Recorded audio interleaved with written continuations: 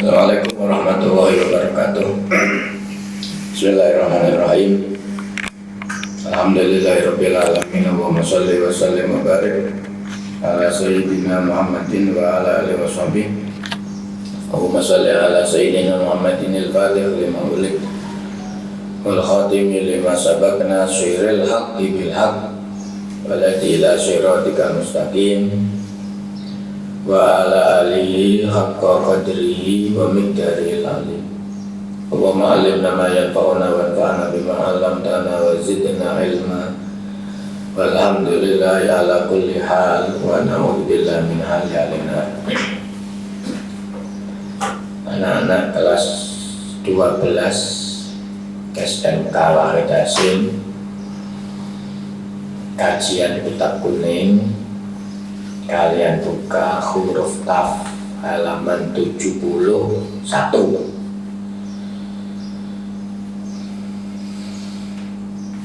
Sebelumnya saya terus berpesan baca Sayyidul Istighfar dan Hafidzah Nabawiyah. Bismillahirrahmanirrahim. Qala Rasulullah sallallahu alaihi wa alihi wasallam, katimul ilmi yal'anu kullu syai' hatta al-khutu fil bahr wa tayru fis sama. Katimul ilmi utawi penyembunyi ilmu, orang yang gak mau menyampaikan ilmu iku yal'anu melaknat ing katimul ilmi, melaknatnya apa kullu syai' sakabehane perkara. Seseorang yang dibutuhkan ilmunya kemudian dia tidak mau menyampaikan, maka akan dilaknat oleh segala perkara. Ini menunjukkan bahwa kita harus mau menyampaikan ilmu yang kita miliki. Sehingga di sana di antara sifat wajibnya Rasulullah adalah tabligh, menyampaikan. Maka al-ulama warasatul anbiya, ulama adalah pewaris Nabi, maka juga harus menyampaikan apa ilmunya.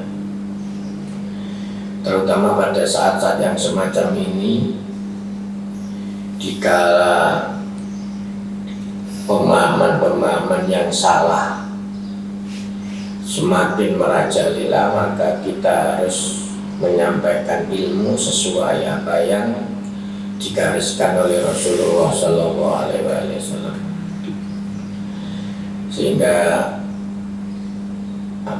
pengajian semua sudah dilewatkan dengan media-media yang sudah disiapkan. Itu semuanya dalam rangka tabligh, menyampaikan ilmu. Hatta al-khutu, sehingga iwa fil bahri, dalam segoro juga ikut melaknat kepada katimul ilmi. Wa tayrul anmanu fis samai, dalam angkasa. Apapun akan mendoakan jelek kepada orang-orang yang menyembunyikan ilmu. Ini lagi orang yang ilmunya dibutuhkan tapi dia tidak mau menyampaikan, entah alasannya. Sehingga saya sampaikan sesuai dengan kajian yang pertama dulu dalam pembukaan Sifaus Hakim, siapa orang yang menyampaikan hadisnya Rasulullah 40 hadis saja,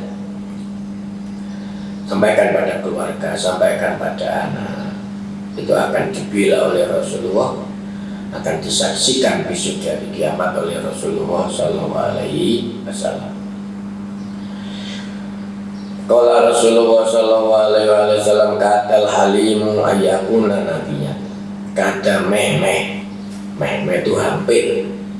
Kada hampir soal halimu wong kang lapang dada iku ayakuna ono soal halim iku nabiyan, dadi seorang nabi. Seorang nabi itu dibarengi oleh Allah dengan sifat yang lapang dada. Orang gampang emosian, orang gampang ngamukan. Sehingga kita kenal ada ulul azmi, orang-orang yang punya keseriusan. Nabi Nuh berjuang 950 tahun lebih, itu hanya dapat pengikut, dapat orang-orang yang iman hanya satu kapal. 950 lebih. Ada Nabi Ibrahim, ada Nabi Musa, ada Nabi Isa. Nabi Musa dalam Al-Quran diisukan oleh umatnya kondor dan lain-lain sebagainya. Itu artinya memang menanggapi masyarakat, ngomong masyarakat itu sangat repot, sehingga harus dibarengi dengan sifat halim yang lapang dada. Maka nabi-nabi dilatih oleh Allah dengan cara angon wedhus. Menggembala kambing bagi seorang nabi bukan karena kemelaratan, bukan karena kemiskinan, bukan karena kepepet, tapi merupakan satu pendidikan. Karena angon wedhus itu angel, begitu juga ngomong masyarakat juga angel. Lah ulama yang merupakan warasatul anbiya juga harus dibarengi dengan sifat halim lapang dada, banyak mendoakan. Bagaimana nabi-nabi dulu dikatakan dia gila, dia tukang sihir, dia apa, tapi terus didoakan. Kita ambil contoh Kanjeng Nabi Muhammad SAW, dilempari batu semacam itu, tapi ketika malaikat yang menjaga gunung ingin memusnahkan kelompok yang melempari Nabi, dilarang oleh Nabi, bahkan didoakan mungkin anak turun yang ada di punggungnya besok ada yang beriman kepada Allah Subhanahu wa Ta'ala. Satu sifat yang harus kita tiru, sehingga bagi kita-kita yang terjun untuk ngomong masyarakat, maka harus punya rasa halim lapang dada. Hadis ini artinya hampir-hampir saja orang yang lapang dada itu menjadi seorang nabi. Berarti sifat utama yang dimiliki oleh nabi itu harus punya lapang dada. Qala Rasulullah sallallahu alaihi wasallam kafilul yatimi lahu aw li ghairihi ana wa huwa kahataini fil jannah. Kafil yatimi utawi wong kang ngasuh anak yatim. Lahu iku lahu kedue kafil aw li ghairi utawa kedue saliyane kafil. Ana iku ana utawi ingsun wa walan kafil iku kahataini kaya iki dicilur cari telunjuk sama cari tengah dijejerkan oleh Rasulullah fil jannati di dalam surga. Artinya gini, anak yatim itu anak yang belum balik, yang ditinggal mati oleh orang tuanya, oleh ayahnya. Anak kecil yang belum balik ditinggal mati oleh bapaknya. Kalau sudah balik maka namanya bukan yatim. Ditinggal ibunya bukan yatim. Maka yang namanya yatim itu anak celana cewek itu ditinggal mati oleh ayahnya ketika umurnya belum balik. Lah ini orang yang mengasuh anak yatim ini, baik anak yatim itu anaknya sendiri. Anak yatim kok anaknya sendiri ya. Seorang ibu yang ditinggal mati oleh seorang wanita yang ditinggal mati oleh suaminya, meninggalkan anak kecil yang belum balik, maka ini kemudian ibu ini nggak kawin lagi, ngeramut anaknya. Ini namanya ibu tadi ngasuh anak yatim yang merupakan anaknya sendiri.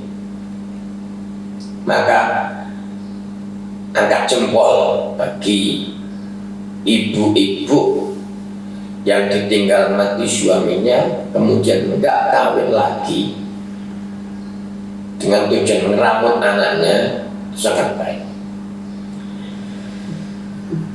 Maka kalau kita lihat Kenyataannya kalau anak ditinggal mati bapaknya masih keramut, tapi kalau anak sudah ditinggal ibunya kadang-kadang gak keramut. Kenapa? Karena bapaknya langsung kawin lagi. Tapi kalau ditinggal bapaknya biasa lebat anak ibu isek ngeramut anaknya. Itulah auli wiri, ngeramut anak yatim yang bukan anaknya, anak orang lain. termasuk anak yatim, anak hasil kecelakaan, anak hasil perzinahan, itu juga anak yatim. Diramut, maka janji dari Rasulullah, saya dan dia besok di surga.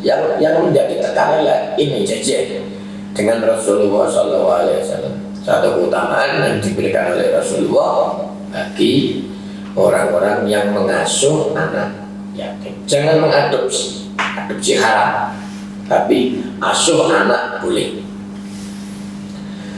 Qala Rasulullah SAW, kafa bil mar'i kadiban ayyuhaddisa bi kulli ma sami'a. Kafa cukup bil mar'i kelawan wong apane kadiban dosane opo ayyuhaddisa yen to nyampeake lima kelawan sekabehane perkara sami'a kang krungu sapa alman.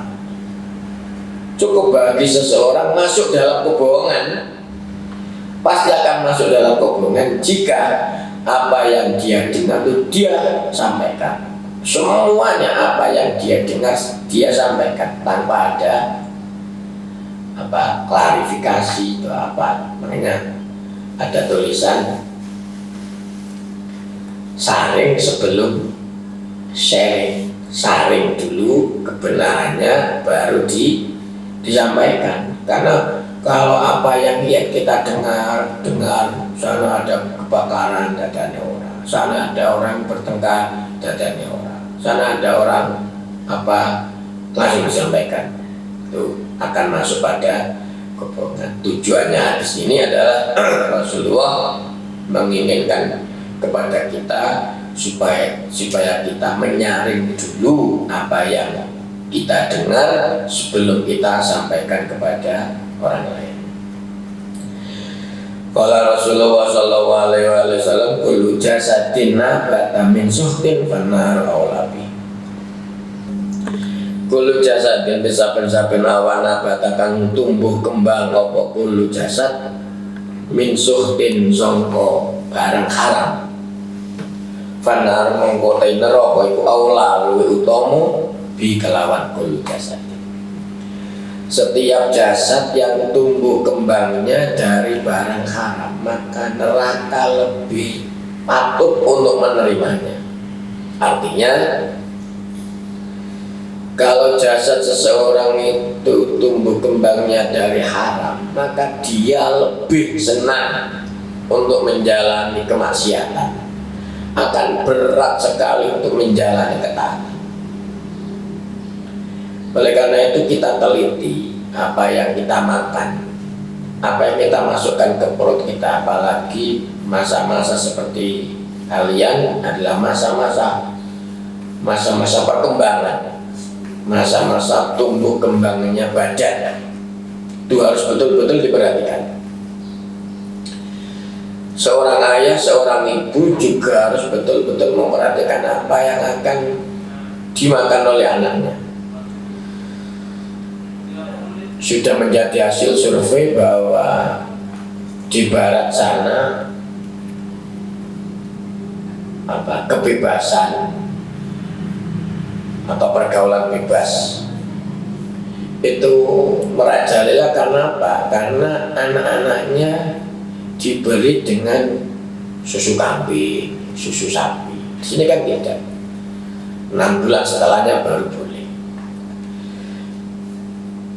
Makanan yang dimakan oleh seorang ibu akan menjadi ASI, nanti akan diminum oleh bayi.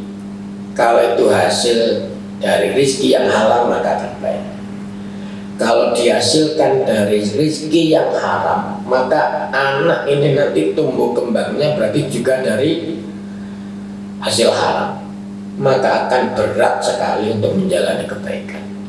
akan ringan sekali untuk menjalani kejahatan. Karena itu perhatikan apa yang kalian makan, terutama pada masa-masa pertumbuhan. Bukan berarti kalau bisnis sudah tua makan haram gak apa-apa, bukan. Masa-masa pertumbuhan kalian jangan sampai ditumbuh kembangkan dengan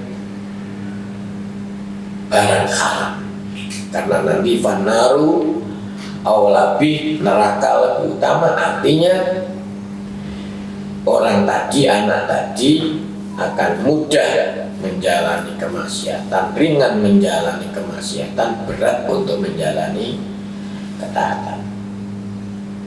Saya kira cukup untuk kajian kitab kuning kelas 12. Terus baca Sayyidul Istighfar, Hafidhun Nabawiyah, sambil minta kepada Allah Subhanahu wa Ta'ala, moga Allah segera mengangkat wabah atau virus ini. Al-Fatihah. Bismillahirrahmanirrahim. Alhamdulillahirrahmanirrahim. Maliki yaumiddin. Iyyaka na'budu wa iyyaka nasta'in. Ihdinas siratal mustaqim, siratal ladzina an'amta 'alaihim ghairil maghdubi 'alaihim waladdallin. Subhanaka Allahumma bihamdik, asyhadu an la ilaha illa anta, astaghfiruka wa atubu ilaik. Assalamualaikum warahmatullahi wabarakatuh.